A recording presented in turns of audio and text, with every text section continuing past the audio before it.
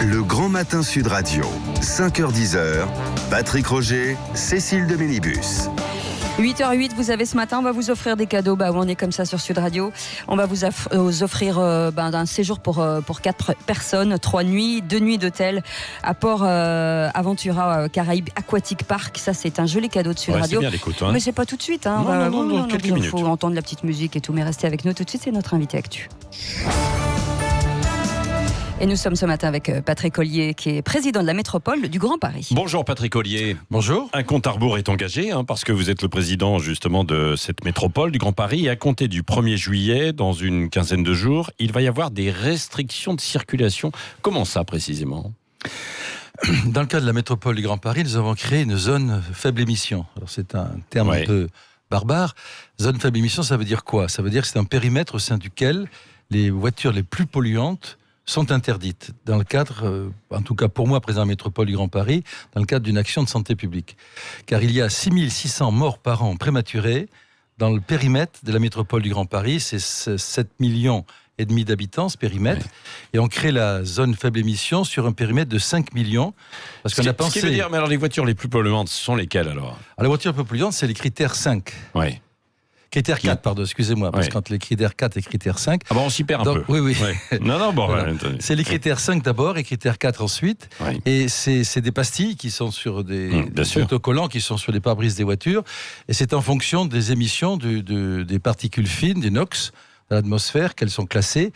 Ce sont des normes européennes qui s'appliquent à la France. Et d'ailleurs, l'Europe a mis en demeure la France, il y a déjà 2 ans, de faire ce travail contre la pollution que la France n'a pas fait encore. Oui. Alors, il y a des élus, notamment le maire de Clamart, par exemple, qui craignent des détériorations sur l'emploi. Qu'est-ce que vont dire les salariés qui ne peuvent pas aller travailler à cause d'une voiture trop polluante ? Je sais que le maire de Clamart est contre la mise en œuvre de la métropole, de la ZFE telle que la métropole l'a prévue. Mais bien sûr, il y a des maires qui sont réticents parce qu'il y a des élections municipales qui approchent. Donc on a peur d'avoir des réactions négatives des électeurs. Ça peut se comprendre. Le problème, c'est que nous avons fait un sondage. C'est la société Coda qui a fait ce sondage il y a 4 mois. Ce sondage démontre que 94% des personnes sondées considèrent que les problèmes de pollution de l'air sont des problèmes importants pour eux. Deuxièmement, 92% reprochent au pouvoir public de ne rien faire contre ce problème. Et enfin, 75% de ces électeurs, de ces citoyens qui sont des électeurs aussi. Ah oui, petit lapsus au passage. Non, mais c'est pas lapsus volontaire. Ce sont des citoyens qui sont aussi des électeurs. 75% sont favorables à la ZFE. Donc j'ai dit au maire de la métropole, qu'il soit à gauche, à droite ou au centre, j'ai dit faites attention, il y a une prise de conscience de l'électorat, il y a un problème de santé publique, nous sommes élus, il faut qu'on décide. Oui, bon, mais est-ce qu'il va y avoir des aides aussi spécifiques pour changer de voiture ? Pas forcément acheter du neuf d'ailleurs, parce que ça coûte quand même assez cher, mais de l'occasion qui soit éligible pour rester Patrick Ollier. Bien sûr, nous sommes dans une logique d'écologie acceptée et concertée. Oui, parce qu'elle est souvent un peu punitive. Non, justement, je ne veux pas d'écologie punitive. Je résume rapidement. Dans le cadre des interdictions, ça commence le 1er juillet. Le 1er juillet, il n'y aura pas de PV. Parce que je comprends bien que le temps que les personnes concernées puissent acquérir un véhicule non polluant, vous savez, ça représente, il y a à peu près 250 000 véhicules immatriculés en critère 5, cela représente à peu près 21 000 véhicules concernés, vous voyez, sur l'ensemble du parc. Bien, donc ce n'est quand même pas le plus important du parc. C'est des véhicules qui ont plus de 20 ans. Et à partir de là, j'ai demandé au gouvernement de nous aider à financer ce changement de véhicule. Aujourd'hui, nous sommes un cumul d'aides apportées, soit par la métropole, soit par la région pour les commerçants, soit la ville de Paris, soit l'État, à 16 000 € pour un véhicule neuf, l'achat d'un véhicule neuf. 16 000 €. Oui. Et à 9 000... Ce n'est pas rien, 16 000 €. Et 9 000 € pour un véhicule d'occasion. Mais il reste à payer une partie. Oui, bien sûr. Et je suis en négociation avec le gouvernement. J'ai reçu une lettre du ministre François Durugy, ministre de la Transition énergétique, qui est très positive, qui est d'accord sur le principe, pour que pour le reste à payer et pour les plus défavorisés, il puisse y avoir des microcrédits ou des prêts à taux zéro. Et j'espère avoir les réponses définitives sur la manière de mettre en place ce dispositif d'ici la fin du mois d'août. Oui. Patrick Ollier, il nous reste 2 minutes. Je voudrais quand même savoir qui ça va concerner. Parce que quand on parle de la métropole du Grand Paris, on a du mal un peu à suivre. Il y a à peu près en fait de combien de communes, ça va jusqu'où? Et est-ce que tous les maires, surtout, vont suivre vos préconisations? Alors, là, c'est un problème qui est un problème important pour moi. Parce que il est certain que...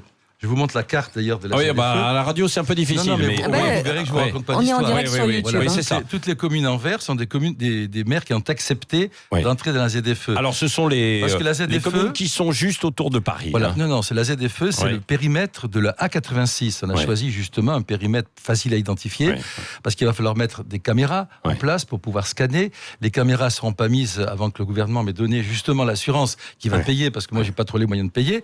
Ça va prendre à peu près 1 an, 1 an et demi ces discussions. Donc l'installation des caméras, l'installation des aides pour le reste à payer, il n'y aura pas de PV mis avant fin 2021. Donc, ce qui laisse largement... Mais oui, mais c'est ça le problème. On l'explique, on fait des campagnes de communication, mais vous savez, ceux qui ne veulent pas entendre n'entendent pas.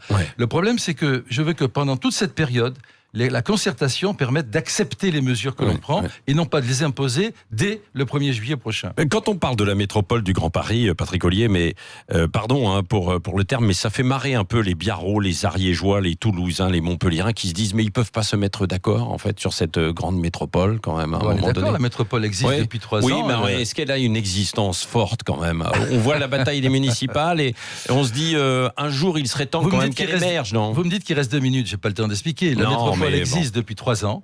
Et depuis 3 ans, vous avez vu le concours Inventons la métropole du Grand Paris. Quand même, on a quand même fait investir par le privé 7 milliards 200 millions dans 51 villes pour faire émerger des projets urbanistiques extraordinaires.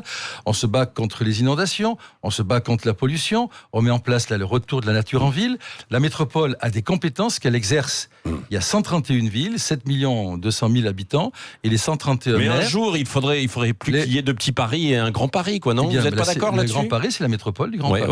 On va élire un maire de Paris encore ou réélire Anne Hidalgo. Ça a plus beaucoup de sens, non? Vous pensez Anne pas? Hidalgo est ma première vice-présidente. Vous voyez, on a mis en place une gouvernance partagée alors que la droite et le centre sont majoritaires et j'ai voulu que tout le monde soit au bureau de la métropole pour pouvoir commander ensemble la création de cette première métropole. Un jour, il n'y aura plus de mairie de Paris, il y aura simplement une grande métropole, Patrick Ollier. Je pense sincèrement que c'est pas l'année prochaine, mais que à terme, bien sûr, l'idée de cette métropole, c'est qu'elle devienne un jour Paris.